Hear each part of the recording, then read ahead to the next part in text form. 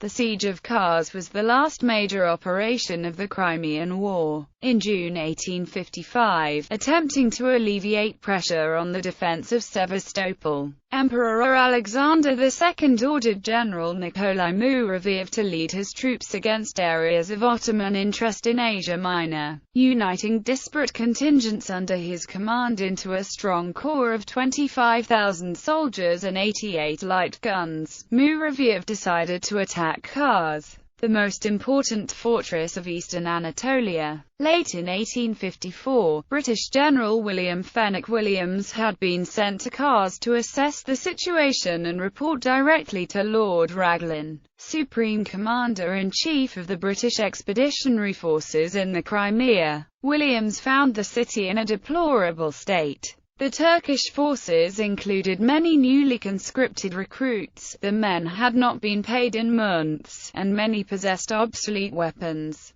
Support services such as hospitals were non-existent. Many of the senior Turkish officers were absent, residing in Constantinople. Morale was low and desertion high. Appalled by the situation, Williams took command along with several other foreign officers. He quickly set to work to institute discipline, train the troops, and reinforce the city's defenses. By the spring of 1855, 17,000 troops in high spirits stood ready to defend Kars. The first attack was repulsed by the Ottoman garrison under Williams. Mouraviev's second assault pushed the Turks back, and he was able to take the main road and the heights over the city. But the renewed vigor of the Turkish troops took the Russians by surprise. Due to the ferocious fighting that had ensued, they changed tactics and started a siege that would last until late November. Upon hearing news of the attack, the Ottoman commander Omar Pasha asked for Ottoman troops to be moved from the line at the siege of Sevastopol and redeployed to Asia Minor mainly, with the idea of relieving Kars.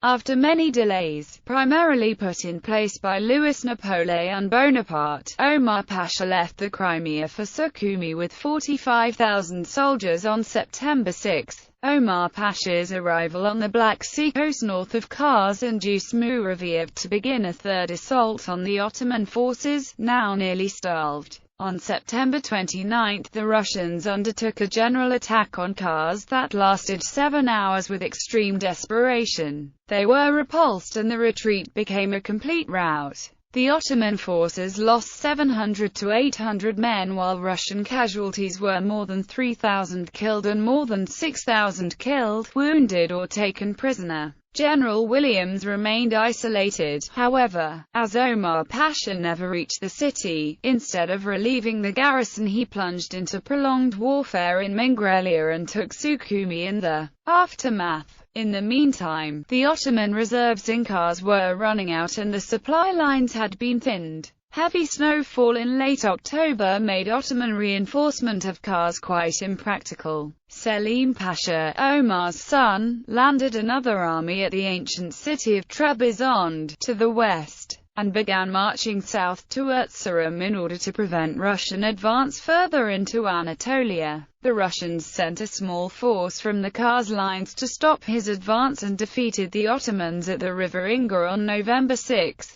The garrison of Kars declined to face further hardships of the winter siege and surrendered to General Mouraviev on November 28, 1855. On entering the city, the Russians were immediately horrified to discover masses of men too weak to be evacuated, many of them in the throes of death despite the lack of aid from Constantinople. Williams remained steadfast to his Turkish troops and stated that they fell dead at their posts, in the tents, and throughout the camp, as brave men should who cling to their duty through the slightest glimmering of hope of saving a place entrusted to their custody. Legacy. Namesake of Kars Street, Port Williams, Nova Scotia. Namesake of Karsdale, Nova Scotia. The village of Kars, Ontario.